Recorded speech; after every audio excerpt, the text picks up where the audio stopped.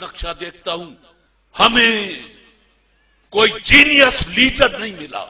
آج لوگ 2 سڑکیں بنا کے، 4 پل بنا کے، 2 تالاب بنا کے اور بڑے فخر سے اخبارات میں تصویریں چھپواتے ہیں اور بڑے بڑے بیانات دیتے ہیں۔ میں آپ سے گواہی سے پوچھتا ہوں کہ میرے رسول صلی اللہ علیہ وآلہ وسلم نے مدینہ میں، مکہ میں کتنے پل بنائے تھے، کتنی سڑکیں بنائی تھی؟ کوئی پل نہیں بنایا، کوئی سڑک نہیں بنائی۔ کیا بنایا؟ قوم بنائی۔ جب قوم بن جاتی ہے پل خود بن جاتے ہیں، سڑکیں خود بن جاتی ہیں۔ آپ کو پتا ہے کہ اب ایک سازش کے تحت پاکستان کی اسمبلی کا الیکشن کروڑوں روپے کا بنا دیا گیا ہے۔ جس کی جیب میں کروڑوں ہیں وہ الیکشن لڑ لے۔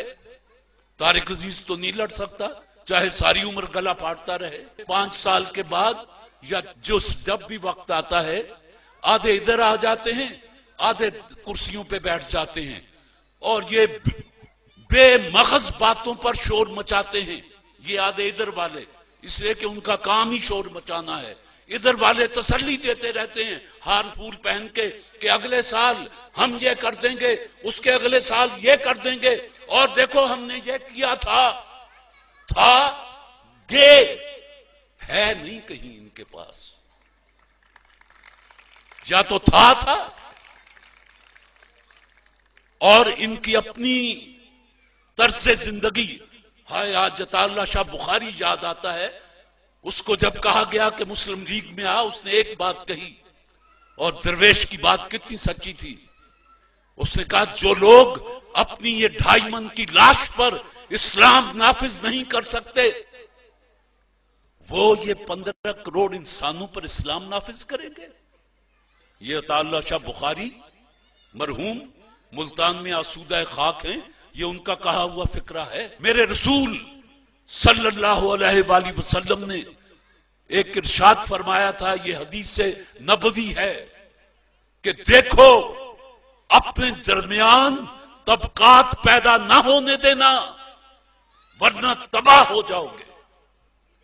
ہم نے لیاقت صاحب اپنے درمیان طبقات پیدا کر لیے، دولت کے اعتبار سے بھی ایک طبقہ جو خط غربت سے نیچے چلا گیا، دوسرا طبقہ جن کو پتہ ہی نہیں ان کے پاس کتنا ہے۔ طبقات، تعلیمی نظام 4-4، 5-5، اس 7,96,095 مربع کلومیٹر جس کو پاکستان کہیں، یہاں 5-5 نظام تعلیم چلے، قوم کیسے بنتی؟ وہ یگانگت کیسے آتی؟ وہ یکجہتی کیسے پیدا ہوتی؟ غریب کا بچہ تپڑوں والے اسکول میں اور اس کو ڈیل کرنے والے قصائیوں جیسے چہرے والے ماسٹر، اور بعض ایچسن میں، برن ہال میں، جی سی میں، اور ادھر اسلامیہ اسکول، ادھر مولوی بیٹھا صرف قرآن اور حدیث ناظرہ پڑھا رہا ہے، ترجمہ نہیں بتا رہا، اس کو خود نہیں آتا۔ یہ زبان سے لا الہ کہہ دینا، اقبال کہتا ہے کچھ نہیں، دل و نگاہ مسلمان نہیں تو کچھ بھی نہیں۔ تو جن کو پتہ ہی نہیں وہ کیا پڑھ رہے ہیں، تو اس سے زیادہ قرآن کی بے حرمتی آپ اور کیا کر سکتے ہیں کہ 5 وقت پڑھتے ہیں، کوئی پوچھے کیا پڑھ کے آیا ہے، آپ کہیں کہ یار قرآن پڑھ کے آیا ہوں۔ کیا پڑھا؟ قرآن۔ بھئی کیا سمجھا؟ کیا پایا؟ ثواب۔ اس میں لکھا ہوا کیا ہے؟